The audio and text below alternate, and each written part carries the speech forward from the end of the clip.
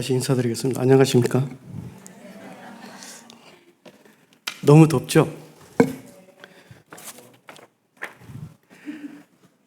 지금 밖에가 덥긴 더운데 습도가 거의 없잖아요. 그나마 다행입니다. 땀을 덜 흘려서. 제가 주로 밖에서 많이 기계를 다루고 있는데, 제가 온도계를 이렇게 달아놓거든요. 34도, 32도 벌써 이러더라고요. 올 여름에는 굉장히 덥겠습니다. 또 비도 많이 올 것 같아요. 마음의 준비를 하시기 바랍니다. 지금 에어컨하고 선풍기가 불티나게 팔린답니다. 벌써 더워버리니까.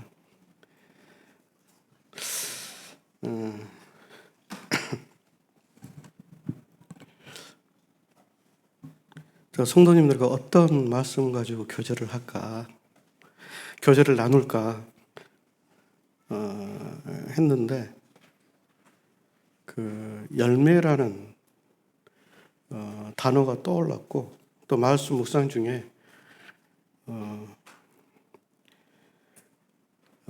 마태복음 이렇게 묵상 중에 7장에 대해서 또 열매에 대해서 이렇게 나오더라고요. 그래서 생각해 봤어요. 성경에 어떤 열매들이 있는가 이렇게 생각해 보니까 기억이 나지 않더라고요. 그래서 옛날 기억을 더듬어서 다는 찾지 못했거든요. 한 7가지 정도 제가 이렇게 찾았고, 오늘은 제가 이렇게 교제하는 것도 있겠지만은 성도님도 같이 읽고, 이런 열매에는 이런 게 있구나 하고 이렇게 같이 이렇게 성경을 보면서 기억하는 그런 시간을 함께 나누도록 하겠습니다.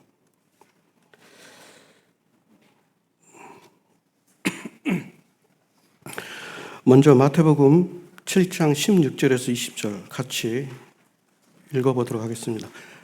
앞에 이렇게 띄워져 있어요. 같이 읽겠습니다. 시작. 그들의 열매를 그들을 알지니 가시나무에서 포도를 또는 엉겅퀴에서 무화과를 따겠느냐. 이와 같이 좋은 나무마다 아름다운 열매를 먹고 못된 나무가 나쁜 열매를 맺나니 좋은 나무가 나쁜 열매를 맺을 수 없고 못된 나무가 아름다운 열매를 맺을 수 없느니라. 아름다운 열매를 맺지 않은 나무마다 찍혀 불에 던져지느니라. 이러므로 그들의 열매로 그들을 알지니. 이 말씀을 보게 되면은 그들의 열매로 그들을 알지니라고 이게 돼 있고, 17절에 보게 되면은 좋은 나무마다 아름다운 열매를 맺는다 그랬습니다. 그리고 18절에 보게 되면은 좋은 나무가 나쁜 열매를 맺을 수 없다고 이렇게 이야기를 하고 있습니다. 그리고 20절 마지막에 보게 되면 이러므로 그들의 열매로 그들을 알리라 이렇게 돼 있습니다. 이게 무슨 열매죠?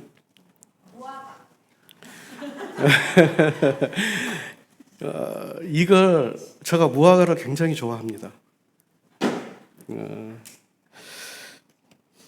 딱 이거 보면은 창세기 말씀이 기억나지 않나요? 하하가 선악 알게 나무를 딱 봤을 때 어떻게 보였을까요? 보암이고 먹은지스럽고 또 지혜롭게 할 만큼 이렇게 한다 그랬잖아요. 이걸 딱 사진을 제가 보고 딱 찾았을 때 그런 느낌이 나요. 정말 먹은직스럽죠. 또 보기도 예쁘잖아요. 그리고 절반 딱 나눠진 거 보니까 탐스럽고, 그죠?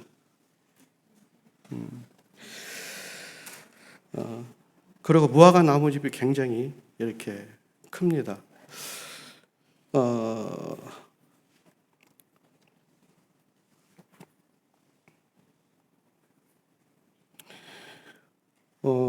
여기에 보게 되면은 한 가지에 어떻습니까? 잘 익은 무화과가 있고 덜 익은 무화과가 있죠. 왜 이 그림을 제가 했냐면요. 제가 어렸을 때 초등학교 3학년 때인가요? 그때는 국민학교였죠. 초등학교 3학년 때 광양에서 여수로 이사를 하게 됐는데 거기에 집들 앞마당이 있고 옆에가 또 있는데 그게 무화과나무 2그루하고 감나무 2그루 그리고 장미나무가 넝쿨이 이렇게 있었는데 그때부터 제가 무화과를 많이 좋아했습니다. 바로 따서 먹기 때문에. 근데 항상 무화과 잘 익은 무화과를 따서 먹으려면 경쟁이에요. 저희 식구가 5명이잖아요. 아버지, 어머니, 저, 남동생, 여동생이 있거든요. 항상 보면 가지에 이게 잘 익은 게 있고 덜 익은 게 있고 또 하루 지나면은 따 먹을 수 있는 게 그런 게 있잖아요. 그러면은 자기 전에 그것을 확인을 해요. 어디 가지에 내일이면은 따 먹을 수 있겠구나. 근데 그런 마음이 있는데 어떻게 조금만 늦게 일어나면은 그 잘 익은 열매는 있을까요, 없을까요? 없어요. 아버님이 따먹든가 어머님이 따먹든가 남동생, 여동생이 따먹어요. 그러니까 부지런해야 돼요. 일단 그 나무에서 진짜 먹음직스럽고 탐스럽고 이것을 보게 되면은 아침에 누구보다도 일찍 일어나서 가야만 그걸 따먹을 수 있어요. 어렸을 때 그런 경험이 있는데 제가 이제 고등학교 졸업할 때까지 그런 생활을 계속했습니다. 잘 익은 무화과 나무를 먹기 위해서 식구보다 먼저 일어나고 그리고 맛있는 무화과를 이렇게 따서 먹은 기억이 아직도 있습니다. 그러다 보니까 아침에 늦잠을 잘 수가 없어요. 일찍 일어나게 되더라고요.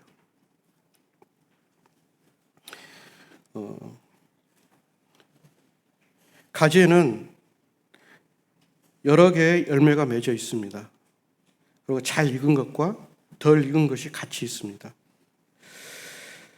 아침에 일찍 일어난 사람이 익은 열매를 따서 먹습니다. 이 가지가 그 무화과 나무에 붙어 있지 않으면 이런 열매를 맺지 못합니다. 가지에 붙어 있기 때문에 이런 먹음직스러운 열매를 계속해서 그 계절에 따라서 맺고 또 그 열매를 따서 먹는 사람은 기쁨이 있고 즐거움이 있습니다. 그렇기 때문에 열매를 보고 그 나무를 알 수 있다 그랬습니다. 열매가 맺기 전에는 저는 이제 시에서 출생했기 때문에 처음에는 벼나무라 그래도 믿었습니다. 벼가 나무에서 열린다고도 믿었거든요. 그러니까 열매를 맺지 아니하면은 그 나무가 무슨 나무인지를 몰라요. 열매를 맺어야만 그 나무가 사과나무구나, 감나무구나, 무화과나무구나라는 것을 알 수가 있습니다. 즉 뭐냐면은 나의 것이 아닌 것의 열매를 절대로 맺을 수 없다는 겁니다. 나의 것이 아닌 것을 맺을 수 없다는 거예요. 즉 감나무가 무화과나무를 열매를 맺을 수 없는 겁니다. 그가 무화과나무이기 때문에 무화과를 맺는 거예요. 다른 것을 절대로 맺을 수가 없는 겁니다.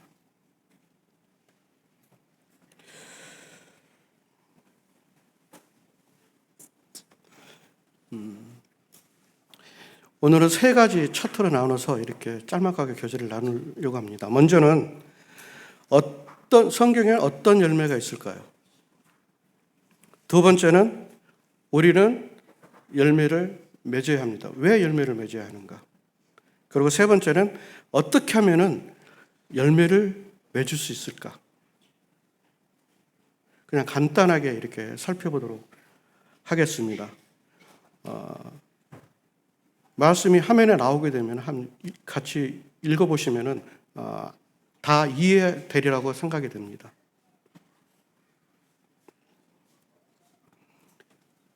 먼저는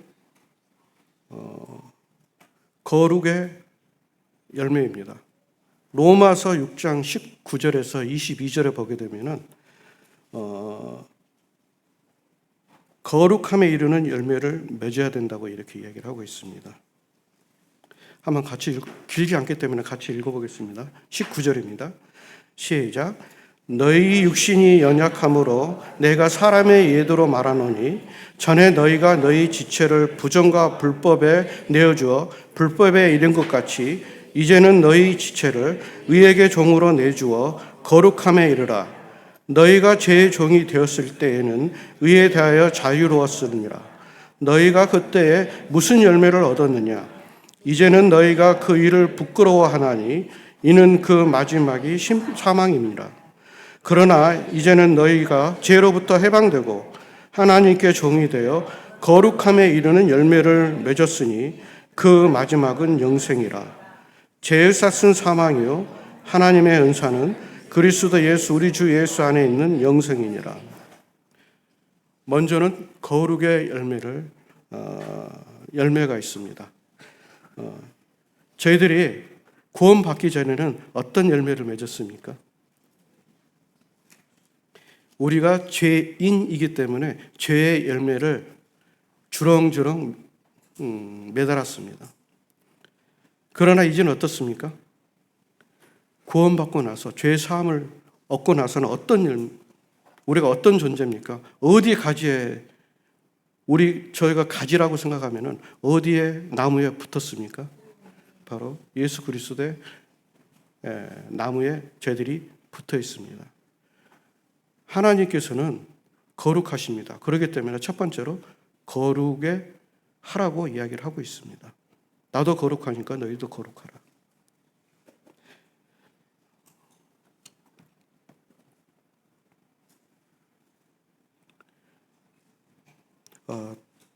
두 번째입니다. 짤막하게 이렇게 살펴보겠습니다. 복음의 열매입니다. 골로새서 1장 6절하고 디모데후서 4장 2절, 고린도전서 4장 15절에 이렇게 한번 같이 읽어보도록 하겠습니다. 먼저 1장 6절입니다. 시작. 이 복음이 이미 너희에게 이르매 너희가 듣고 참으로 하나님의 은혜를 깨달은 날부터 너희 중에서와 같이 또한 온 천하에서도 열매를 맺어 자라는도다. 너는 말씀을 전파하라. 때를 얻든지 못 얻든지 항상 힘쓰라. 범사에 오래 참음과 가르침을 정책하며 경계하며 권하라. 그리고 그리스도 안에서 일만 스승이 있을 때 아버지는 많지 아니하니 그리스도 예수 안에서 내가 복음으로써 너희를 낳았습니다. 두 번째는 복음의 열매입니다. 우리가 예수 그리스도로 말미암아 우리가 어떻습니까? 우리가 낳았습니다. 예수님께서 우리를 낳았어요. 복음으로. 그렇기 때문에 우리가 복음의 열매를 맺어 자란다고 이야기를 하고 있습니다. 그렇기 때문에 너희는 말씀을 꾸준히 전파하라고, 복음을 전파하라고 이렇게 이야기를 하고 있습니다.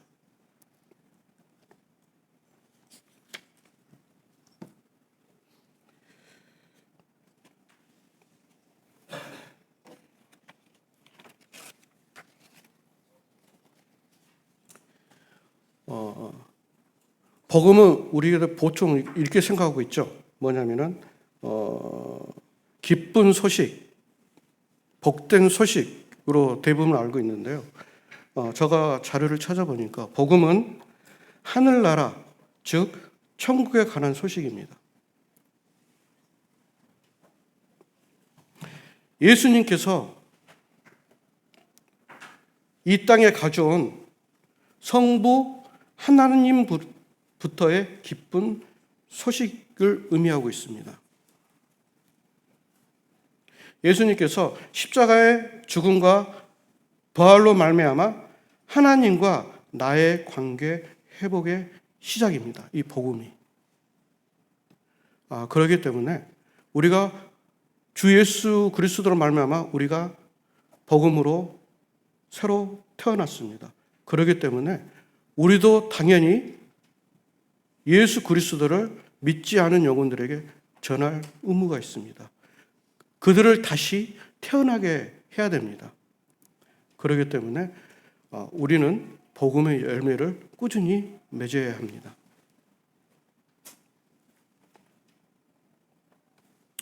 세 번째죠. 연보입니다. 연보. 같이 읽어보도록 하겠습니다. 시작. 빌립보 사람들아, 너희도 알거니와 복음의 시초에 네가 마게도냐를 떠날 때 주고받고 내일이 참여한 교회가 너희 외에 아무도 없었느니라. 데살로니가에 있을 때에도 너희가 한 번뿐 아니라 두 번이나 나의 쓸 것을 보내었도다. 내가 선물을 구함이 아니요 오직 너희에게 유익하도록 풍성한 열매를 구함이냐. 오직 너희를 위하여 보물을 하늘에 쌓아두라. 거기는 좀이나 등록이 해하지 못하며 도둑이 구멍을 뚫지 못하고 도둑질도 못하느니라. 내 보물 있는 그곳에 내 마음도 있느니라. 연보는 풍성한 열매라고 이렇게 이야기를 하고 있습니다. 어려운 성도를 돕기도 하고 또 해외에 그 복음을 전하는 사람들을 물질로도 돕기도 합니다. 그리고 교회를 연보를 통해서 돕기도 합니다.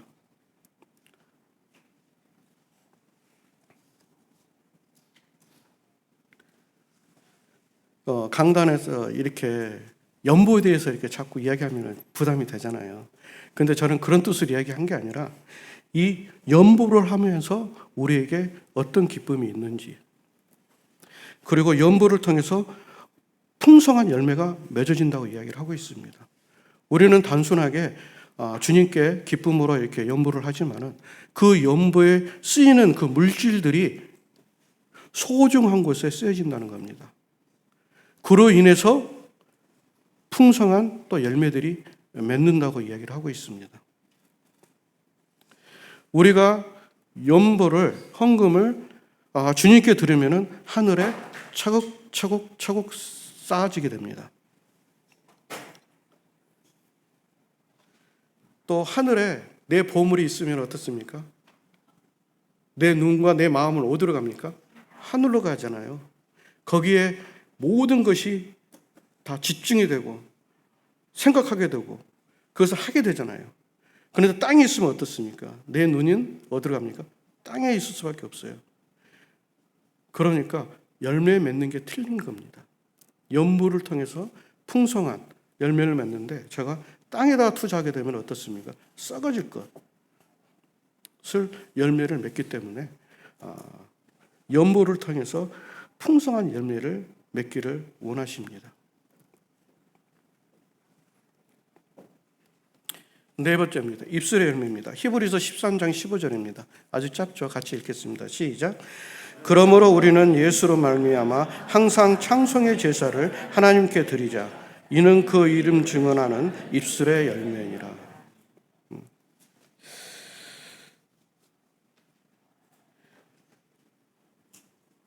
이것을 이야기하기 전에 우리가 연보하는 데에서 기본적인 자세가 있잖아요.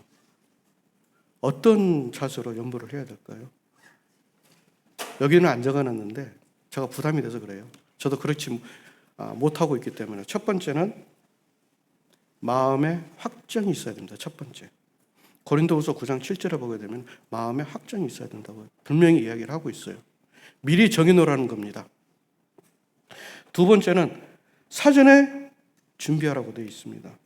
고린도후서 9장 5절에 사전에 준비를 미리 준비하라는 겁니다. 미리. 그리고 세 번째는 즐거운 마음으로 하라고 했습니다. 고린도서 9장 7절 하반절에 보게 되면은 하나님은 즐겨내는 자를 기뻐하신다고 그랬어요. 또 그를 사랑한다고 이야기를 하고 있습니다. 첫 번째는 마음에 확정을 해야 되고, 두 번째는 사전에 미리 준비를 하고, 세 번째는 즐거운 마음으로 하라는 겁니다. 왜 그럴까요? 필요한 곳이 있어요. 어려운 성도들이 있습니다. 미리 그분들을 위해서 기도하고 그분들을 위해서 미리 이렇게 준비하고, 또 교회에 필요한 게 있으면 미리 그것을 생각하고 기도하고 그것을 미리 준비하고, 그렇게 해야만 어떻습니까? 드릴 때 기쁨으로 드리지 않습니까? 그렇기 때문에 말씀은 이렇게 이야기를 하고 있습니다. 입술의 열매입니다. 우리가 주일마다 우리가 찬양을 하잖아요. 그리고 찬양을 리더를 하기 위해서 또 같이 하기 위해서 또 많은 연습을 또 합니다. 또 우리가 주님께 찬양을 선곡해서 드리는 것도 바로 입술의 열매입니다.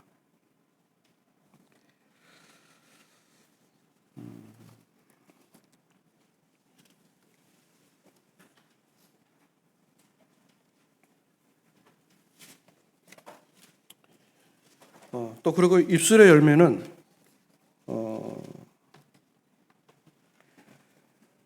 우리 말입니다. 우리 말이에요, 말. 우리 말로 말미암아 나타나는 결과입니다. 우리 입술. 입술을 통해서 하나님을 찬양 드리게 되잖아요.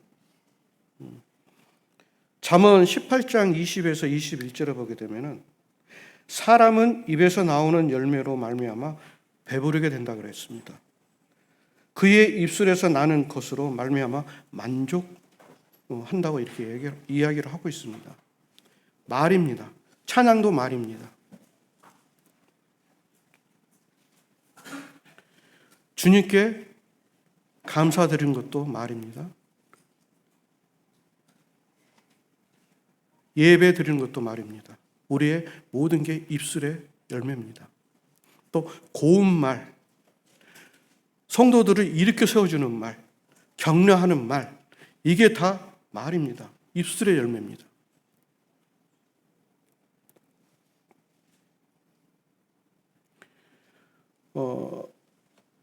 칭찬은 그 사람을 어떻게 날아가게 하는 거죠. 그죠?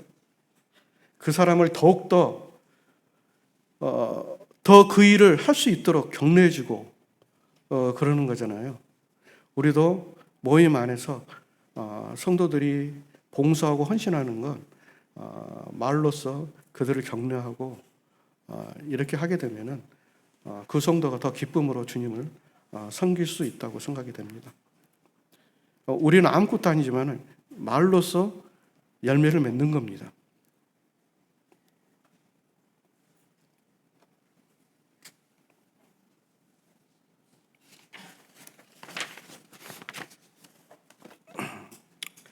다섯 번째는 의의 열매입니다. 야고보서 3장하고 이사야서 32장에 이렇게 보면은 나와 있는데 같이 읽어보도록 하겠습니다. 17절 시작. 오직 이로부터 난 지혜는 첫째 성결하고 다음에 화평하고 관영하고 양숭하며 긍휼과 선한 열매가 가득하고 평강과 거짓이 없나니 화평하게 하는 자들의 화평으로 심어 의의 열매를 거두니라고 되어 있습니다. 그리고 밑에 다시 읽겠습니다. 시작. 공의의 열매는 화평이요 공의의 결과는 영원한 평안과 안전이라고 했습니다. 공의와 의는 같은 말입니다. 의의 열매는 화평입니다. 화평이라고 되어 있습니다.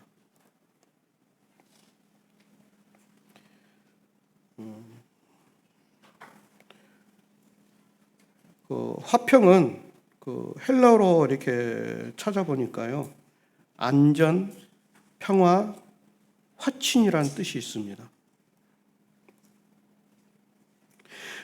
즉 뭐냐면 외형적으로 일시적으로 화평이 아니라 제사함을 얻고 하나님과 끊어진 관계를 회복함으로써 누리는 평화, 영원한 참된 평화를 말하는 겁니다. 이게 바로 의의 열매입니다. 다시 말하면은 이 평화가 없으면 어떻습니까? 그 마음은 쉽게 말하면 파괴되는 거나 마찬가지예요. 주님과 올바른 관계를 열 수 없고 성도들 간에 올바른 관계를 가질 수가 없어요. 심지어는 가정의 평화가 깨지고 교회의 평화가 깨집니다. 이 화평은 누구로부터 온 겁니까? 바로 예수 그리스도로부터 온 겁니다. 하나님과 끊어진 관계를 회복함으로써 누리는 영원한 참된 평화라는 것입니다.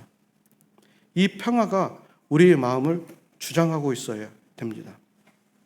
그래야 우리의 입술을 통해서 우리 마음에서 의의 열매가 맺는 겁니다.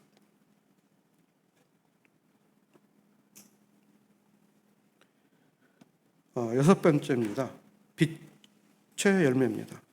에베소서 5장 8에서 9절입니다. 같이 읽어보도록 하겠습니다. 시작. 너희가 전에는 어둠이더니 이제는 주 안에서 빛이라. 빛의 자녀들처럼 행하라.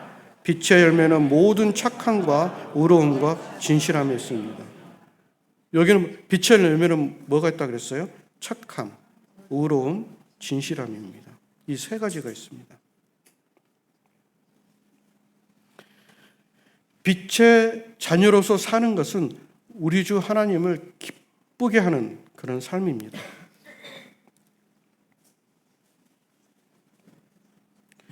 착함은 뭡니까? 그의 악이 전혀 없다는 거예요. 그에게 악이 전혀 없다는 겁니다. 그리고 그가 하는 모든 것이 올바르다는 겁니다. 이게 착함입니다. 그리고 두 번째로 의로움입니다. 불의가 없는 거예요. 그애가 불의가 없는 것입니다. 그 진실함은 뭡니까? 그 마음에 거짓이 없는 겁니다. 순수한 겁니다. 이걸 딱 보니까 누가 생각납니까? 바로 예수 그리스도가 생각나죠. 우리가 이런 빛의 열매를 맺게 되면은 주님께서 기뻐하십니다. 왜? 나를 닮기 때문에 기뻐하시는 거예요.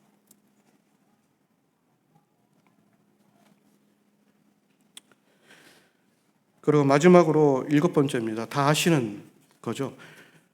성령의 열매입니다. 9가지 열매가 있어요. 같이 읽어보도록 하겠습니다. 시작. 오직 성령의 열매는 사랑과 희락과 화평과 오래 참음과 자비와 양선과 충성과 온유와 절제니 이 같은 것을 금지할 범이 없느니라. 어떻게 보면은 총 열매의 집합이라고 생각할 수가 있어요. 다 앞에서 봤던 것이 조금씩 다 연결이 되어 있잖아요. 그만큼 성령의 열매는 중요합니다.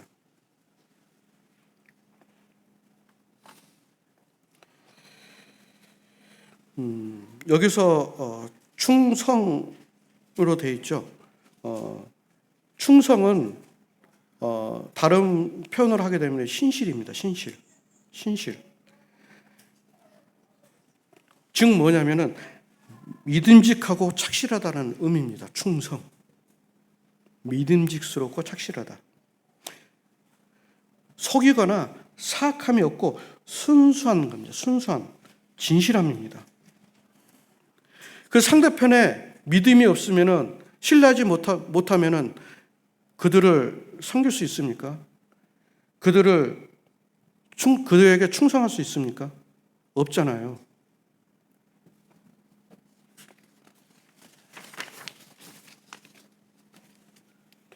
첫 번째 사랑은 저는 이렇게 생각해 봤습니다. 자기 희생입니다. 먼저 누굽니까? 예수 그리스도에서 본인을 희생했잖아요. 누구를 위해서? 바로 우리를 위해서 희생했잖아요. 그게 바로 사랑이잖아요. 성령의 열매에서 첫 번째 나오는 게 사랑이에요. 사랑. 자기 희생이 없으면 성령의 열매를 맺지 못한다는 겁니다. 그만큼 사랑이 중요하기 때문에 먼저 나오는 거예요. 두 번째는 희락입니다. 기쁨입니다. 잠깐의 기쁨이 아니라 영원한 기쁨입니다. 누구로부터 왔어요? 예수 그리스도로부터 왔잖아요. 이 기쁨. 그것을 잊지 마시기 바랍니다.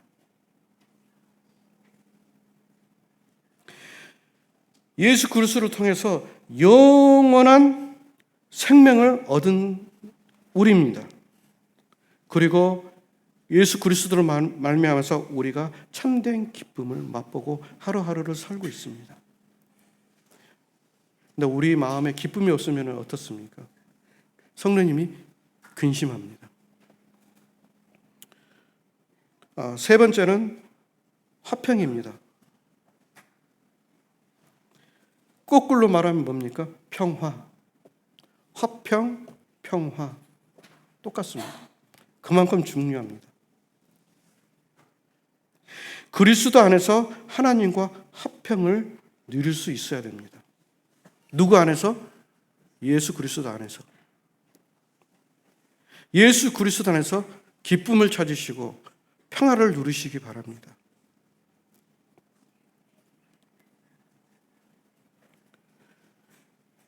그리고 오래 참음입니다. 저는 오래 참음은 소망과 연결된다고 이렇게 보고 있습니다.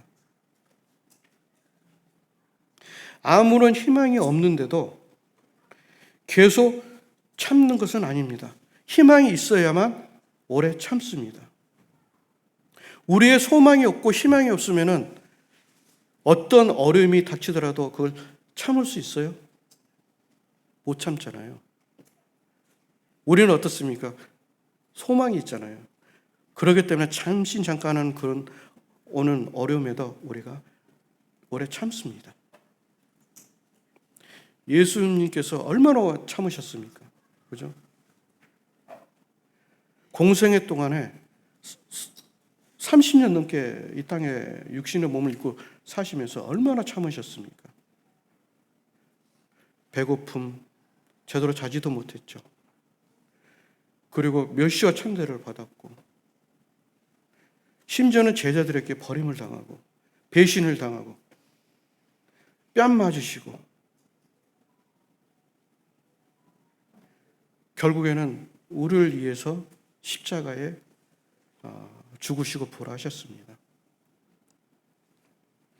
예수님께서 죽음으로 모든 걸 참으셨는데 우리가 참지 못하면 어떻게 되겠습니까? 안 되잖아요.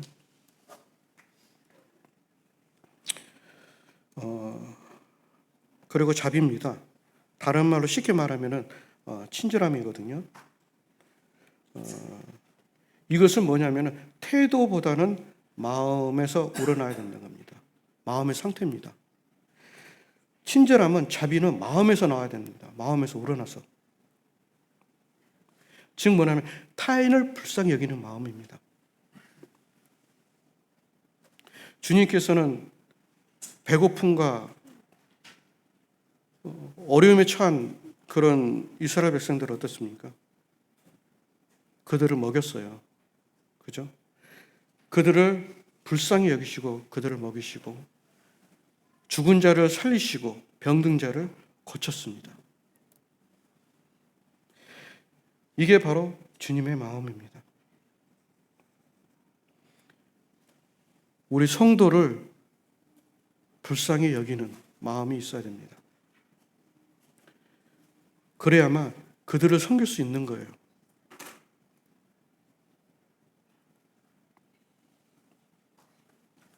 자비는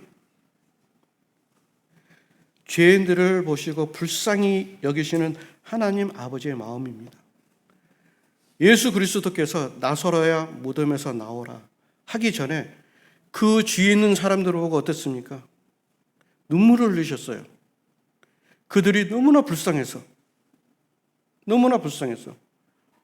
그들이 나를 통해서 그들이 다 구원받기를 원하는 그런 안타까운 마음에서 나사로를 살리신 겁니다. 내가 하나님의 아들이다, 내가 구세주다 드러내기 위해서 눈물로 나사로야 나오너라.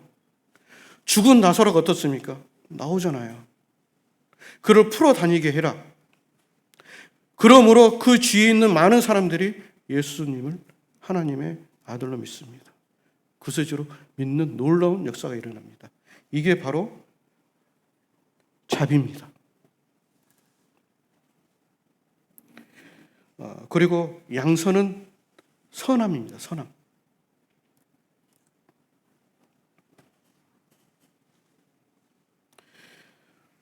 이것은 예수 그리스도를 닮아 본받는 삶이라고 이렇게 표현할 수가 있거든요. 즉 하나님을 닮는 겁니다. 여기에 중심에는 다 누가 있습니까? 바로 예수님입니다. 예수님에서 사랑이 나왔고, 예수님에서 희락이 나왔고, 예수님에서 화평이 나오고, 예수님에 의해서 오래 참음이 나오고 예수님에 의해서 자비가 나오고 예수님에 의해서 양선이 나옵니다. 충성이죠. 방금 전에 제가 말씀드렸잖아요. 충성. 변하지 않는 마음입니다. 이것은 쉽지가 않거든요. 변하지 않는 마음. 예수님께서는 그렇게 어려움과 고통을 당하셨지만은 변하지 않으셨습니다. 그렇기 때문에 우리가 이렇게 이 자리에 주님 몸된 교회에 이렇게 한 지체로서 있는 겁니다. 또 열매로서 가지로서 붙어 있는 겁니다. 그리고 우리를 통해서 또 다른 열매를 맺기를 바라시는 겁니다. 온유입니다. 이것은 타인을 배려하고 소중히 여기는 겁니다. 하나님께서는 내 이웃을 내 몸같이 사랑하라고 이 두 번째 계명을 주셨습니까? 첫 번째는 하나님을 사랑하는 거고 두 번째는 내 이웃을 내 몸같이 사랑하라고 했습니다. 이게 바로 온유입니다. 타인을 배려하고 소중히 여기는 마음.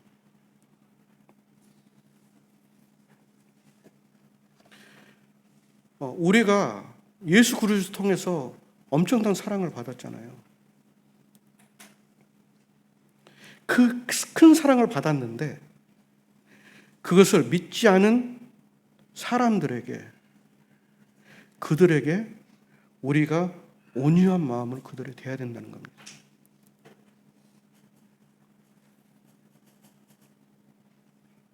그들을 사랑해야 된다는 겁니다.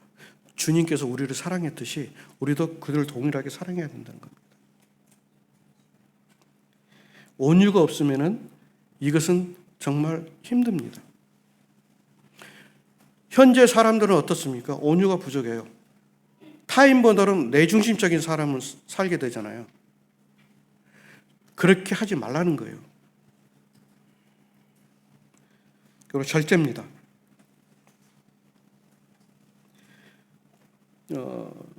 다른 말로 하면 저는 이렇게 생각해 봤어요. 만족이에요, 만족. 절제, 만족.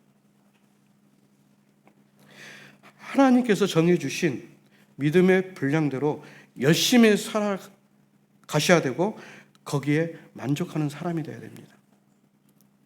이 세상 사람들은 어떻습니까? 절제가 없잖아요. 만족이 없잖아요. 더 갖고자 하는 욕심들이 많잖아요. 그렇기 때문에 어떤 삶을 살게 됩니까?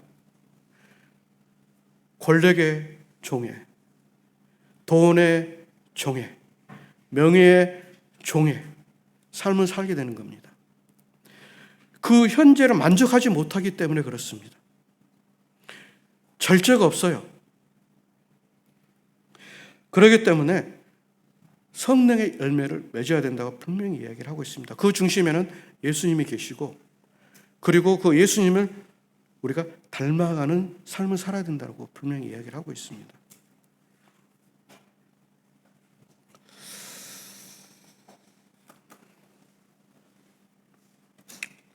우리는 열매를 맺어야 합니다. 첫 번째로 열매를 맺게 하기 위해서는 우리를 먼저 주님께서 택했습니다. 요한복음 15장 16절.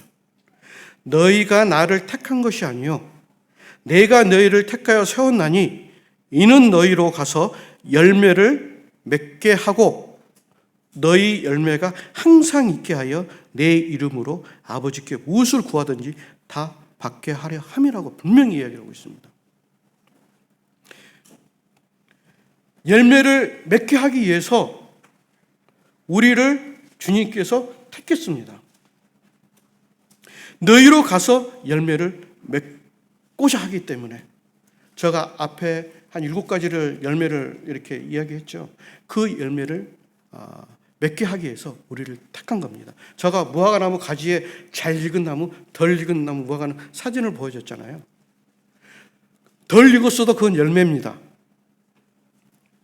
한 가지에 달렸기 때문에 덜 익었어도 무화과고 그 가지에 달린 열매입니다.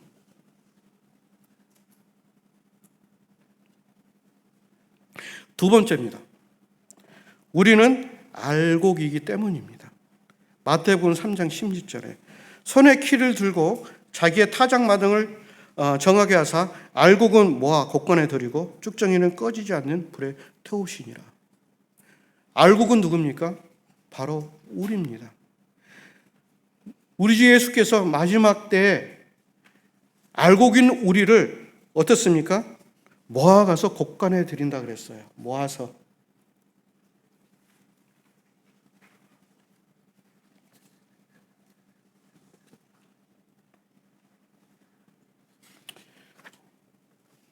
우리는 예수 그리스도의 생명으로 이루어진 알곡이에요. 오리지널입니다. 가짜가 아니에요. 쭉정이가 아닙니다. 알곡이에요. 누구 생명으로? 하나님의 생명으로 우리가 알곡이 됐다는 거예요.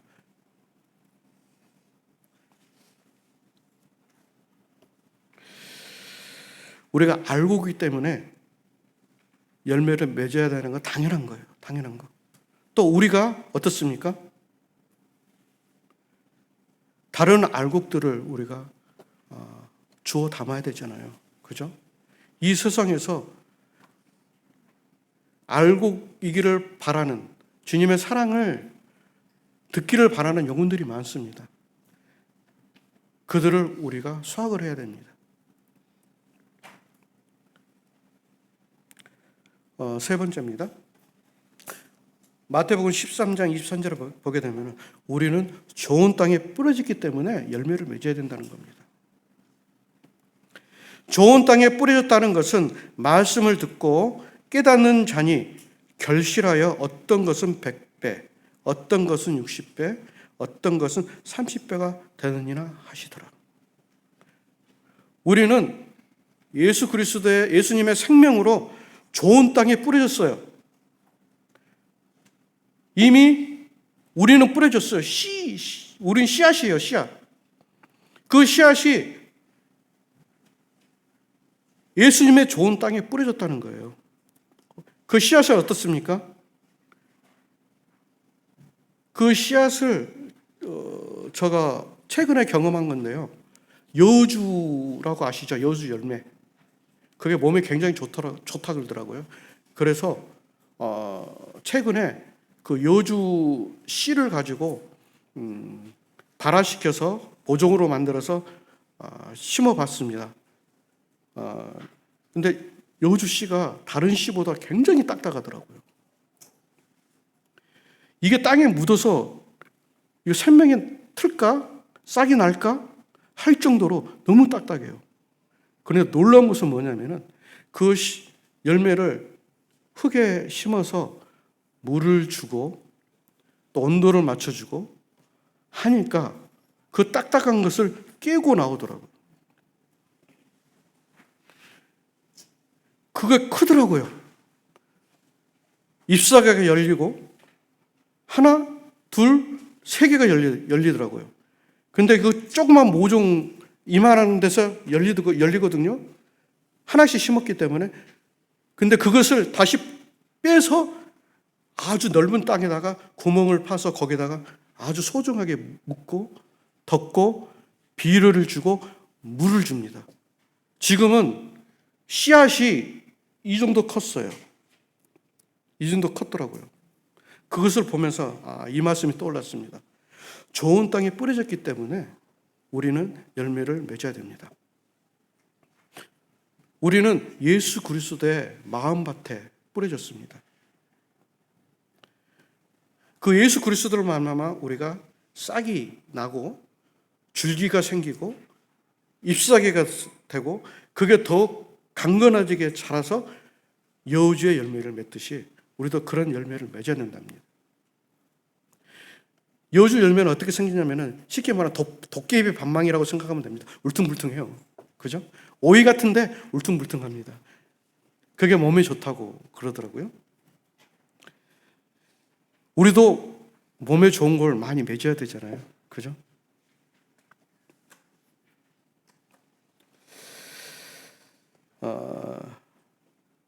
세 가지를 살펴봤고요. 어떻게 하면은 열매를 맺을 수 있을까요? 첫 번째는 예수님 안에 있어야만 열매를 맺는다고 이야기를 하고 있습니다. 마태복음 15장 3절에서 5절입니다. 이것은 중요하기 때문에 같이 읽어보도록 하겠습니다. 시작. 너희는 내가 알려준 말로 이미 깨끗하여졌으니 내 안에 거하라. 나도 너희 안에 거하리라. 가지가 포도나무에 붙어 있지 아니하면 스스로 열매를 맺을 수 없은 것 같이 너희도 내 안에 있지 않으면 그러하리라. 나는 포도나무여 너희는 가지라. 그가 내 안에 내가 그 안에 거하면 사람이 열매를 많이 맺나니 나를 떠나서는 너희가 아무것도 할 수 없음이라. 여기서 분명히 말하고 있잖아. 내 안에 거하라. 나를 떠나서는 너희가 아무것도 할 수 없다 그랬죠. 아무것도 열매를 맺을 수 없다고 이야기를 하겠습니다. 7가지 열매를 살펴봤죠. 예수 그리스도 안에 없으면 그런 열매를 맺을 수 없다고 분명히 이야기를 하고 있습니다. 저는 더욱 이 말씀 보면서 기쁨이 있는 건 뭐냐면은 3절입니다. 너희는 내가 일러준 말로 이미 깨끗해졌기 때문에 더 많은 열매 풍성히 맺으라는 겁니다. 주 예수 그리스도 안에서. 이게 첫 번째 조금, 첫 번째입니다. 우리가 열매를 맺을 수 있는 첫 번째. 그리고 두 번째는 깨끗해야 됩니다. 깨끗한. 처음에 읽었죠. 너희는 이미 나의 말로 너희들 이미 깨끗해졌다 그랬잖아요. 우리가 주님의 말씀으로 그 복된 소식으로 우리는 이미 깨끗해졌어요. 그렇기 때문에 같이 읽겠습니다. 시작. 나는 참포도요 나무요 내 아버지는 농부라. 물은 내게 붙어 있어 열매를 맺지 아니하는 가지는 아버지께서 그것을 제거해 버리시고 무릇 열매를 맺는 가지는 더 열매를 맺게 하려 하여 그것을 깨끗하게 하시니라. 우리가 가지 치는 이유는 뭡니까? 제가 그 배나무하고 감나무가 이게 가지 새로운 가지가 막 하늘로 올라오는데 그 농부가 하는 일이 그 사다리를 가져가서 그 가지를 쳐주더라고요. 이렇게 가지를 쳐주면은 가서 물어보니까 왜 그러냐면 더 튼튼한, 더 맛있는 영양분이 그쪽으로 더 많이 갈 수 있도록 그 열매를 맺기 위해서, 감을 맺기 위해서 그런 일을 한답니다. 여기에 참 포도나무는 누굽니까? 예수님입니다. 농부는 누굽니까? 하나님입니다.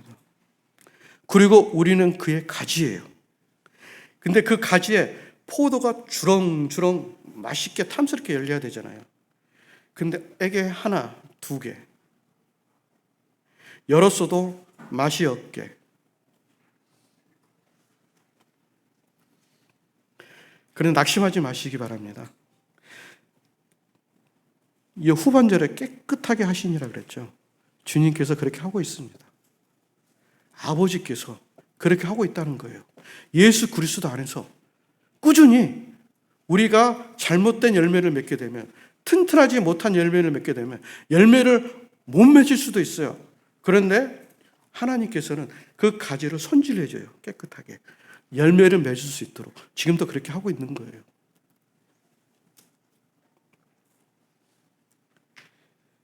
그리고 마지막으로 뭡니까? 죽어야 합니다. 요한복음 12장 24절에서 25절입니다. 같이 읽겠습니다. 시작. 내가 진실로 진실로 너희에게 이르노니 한 알의 밀이 땅에 떨어져 죽지 아니하면 한 알 그대로 있고 죽으면 많은 열매를 맺느니라. 자기의 생명을 사랑하는 자는 잃어버릴 것이요 이 세상에서 자기 생명을 미워하는 자는 영생하도록 보존하리라. 먼저 주님께서 십자가에 죽으신 것 바로 말미암아 우리 성도들의 각자 한 사람 한 사람을 풍성하게 열매를 맺었어요. 아주 풍성하게. 지금도 열매를 맺어갑니다. 그런데 한 가지 조건이 있어요. 죽어야 된다는 거예요. 자기 자신이 죽어야 된다는 거예요. 내가 죽지 아니하면은 열매를 못 맺는다는 거예요. 그 여주 씨가 땅에 묻혀서 썩어서 죽었을 때 어떻습니까? 새로운 순이 나고 그게 자라서 또 많은 여주 열매를 맺습니다. 그와 마찬가지예요. 내가 예수 그리스도 안에서 죽지 않으면, 내가 죽지 않으면 그런 열매를 맺지 못한다. 그래서 죽으면 열매를 맺는다고 분명히 얘기를 하고 있어요.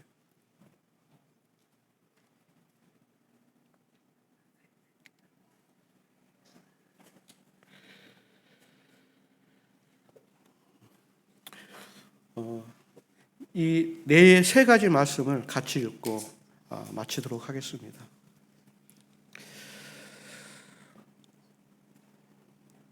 잠언 11장 30절입니다. 시작. 의인의 열매는 생명나무라 지혜로운 자는 사람을 얻느니라. 의인의 열매는 생명나무라 했고, 이 생명나무는 지혜로운 자입니다. 지혜로운 자는 사람을 얻는다고 했습니다. 요한복음 15장 8절입니다. 같이 읽겠습니다. 시작. 너희가 열매를 많이 맺으면 내 아버지께서 영광을 받을 것이요 너희는 내 제자가 되리라. 우리가 열매를 많이 맺게 되면 우리의 영광이지만 누구의 영광입니까? 하나님 아버지의 영광입니다. 예수 그리스도의 영광이라는 거예요. 그리고 로마서 7장 4절입니다. 시작. 그러므로 내 형제들아 너희도 그리스도의 몸으로 말미암아 율법에 대하여 죽임을 당하였으니 이는 다른 이 곧 죽은 자 가운데서 살아나신 이에게 가서 우리가 하나님을 위하여 열매를 맺게 하려 함이라. 누구를 위하여 열매를 맺습니까? 하나님을 위해서.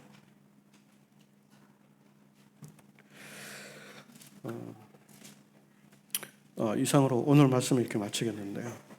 우리가 7가지 열매를 기억하시고 그 중심에 누가 있다? 바로 예수 그리스도가 있고, 또 예수 그리스도 죽음으로 말미암아 그의 희생으로 말미암아 우리가 분명히 열매를 맺어야 된다고 분명히 이야기를 하고 있고, 우리가 열매를 맺기 위해서는 우리가 죽어야 되고 깨끗해야 되고, 그죠? 그렇지 않으면은 열매를 맺을 수 없다고 분명히 이야기를 하고, 이 열매는 하나님의 영광을 위해서, 하나님을 위해서 열매를 맺는 겁니다. 내 자신을 위해서 열매를 맺는 게 아니라 주님을 위해서 열매를 맺는 거예요.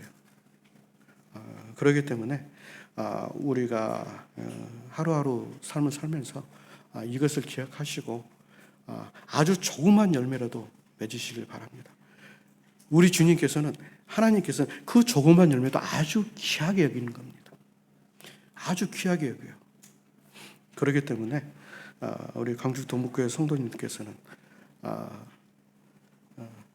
앞으로 주님이 오실 그 소망 안에서 이런 열매를 조금씩 맺어가시길 바랍니다. 누구를 위해서? 하나님을 위해서. 이상으로 기도드리고 마치겠습니다.